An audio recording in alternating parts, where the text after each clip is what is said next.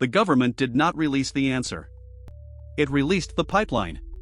On May 8, 2026, the first pursuit tranche went public. On May 22, the second tranche followed. The headline is easy: UFO files. The real story is stranger and much more useful. The Department of War says these are unresolved records. Not proof. Not a verdict. Records the government says it cannot definitively explain, often because the data is not good enough. That sounds like a weakness.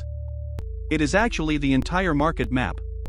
Because once uncertainty becomes official data, every institution asks the same question: who collects it, who stores it, who verifies it, who analyzes it, and who gets to explain it first?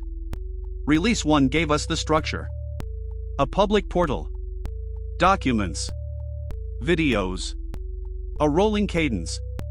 A promise that new tranches will keep coming every few weeks. Release 2 changed the signal. The document package was smaller. But the video package was much larger. That matters. Documents create narratives. Video creates demand for tools. Infrared clips. Electro-optical pairings.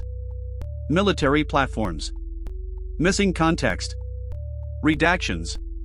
Short clips with no written witness statement. Longer clips that still do not give the public enough telemetry to settle the question. This is not just a UFO archive. This is a national demonstration of the evidence problem. The first layer is sensors. If the government keeps releasing unclear footage, the public will not ask for fewer sensors. It will ask why the most powerful military in history cannot show better data.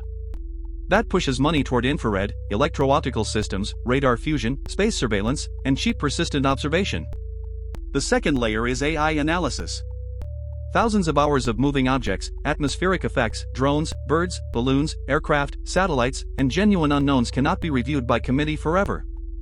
The obvious buyer is the state. The obvious vendor is anyone who can classify motion, eliminate false positives, and preserve chain of custody. The third layer is provenance. Who touched the file? Was it compressed? Edited? Slowed down? Cropped? Was metadata stripped?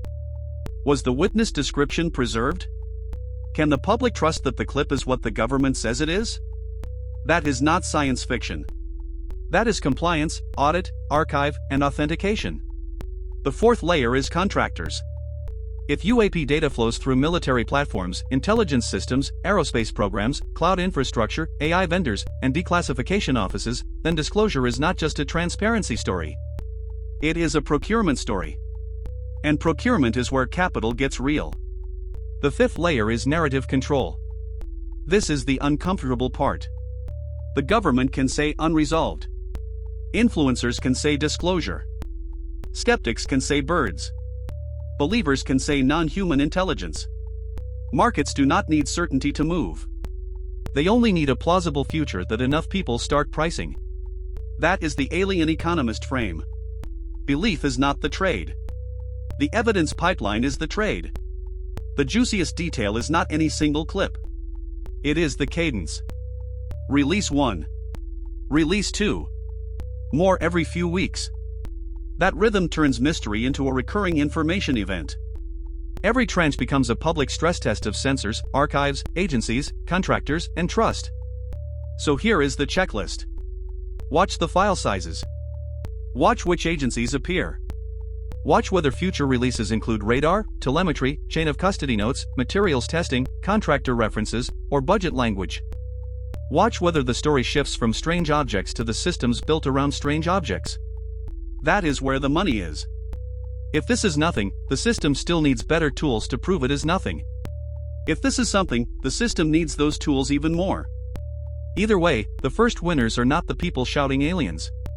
The first winners are the people who sell certainty to institutions drowning in uncertainty. The government did not release the answer.